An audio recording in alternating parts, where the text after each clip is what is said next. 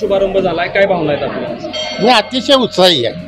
त्याच्यामुळं बाकीचा एकंदरीत एका निरोपावर एवढी सगळी गावातली मंडळी एकत्र जमली. त्याच्यामुळं निश्चितपणानं नेते मंडळींनी आपल्या भाषणामध्ये किंवा कार्यकर्त्यांनी आपल्या भाषणामध्ये जो उल्लेख केला की 21-0 100% 21-0 होणार. आता कोणतं विजन घेऊन आपण या इलेक्शनमध्ये लढणार?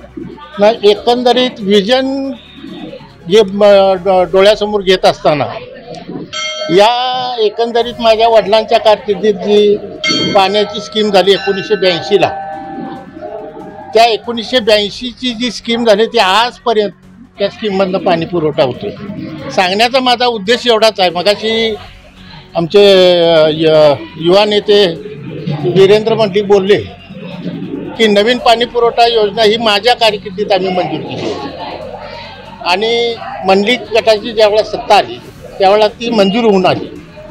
सांगण्याचा उद्देश कसा की मगाशी जो तुम्ही प्रश्न विचारला त्या विषयावर आम्हाला काही जास्त बोलायचं नाही.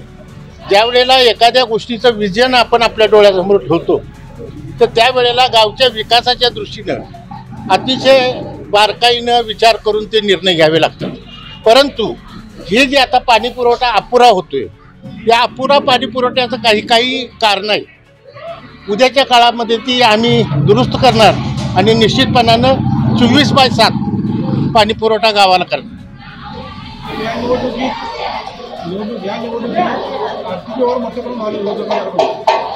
आता हे बघा, आर्थिक व्यवहार कुणाकडे होतात ते तुम्हाला माहिती आहे. आमच्याकडे आम्ही शेतकरी मंडळी, आमच्याकडे काय असणार आहे? आम्ही एक प्रेमाचं दिलं तर एखादं जेवण देऊ, याच्या पलीकडे आमच्याकडे काय नाही आहे. पण आमच्याकडे एक गोष्ट आहे, म्हणजे जनसागराची गोष्ट आमच्याकडे आहे.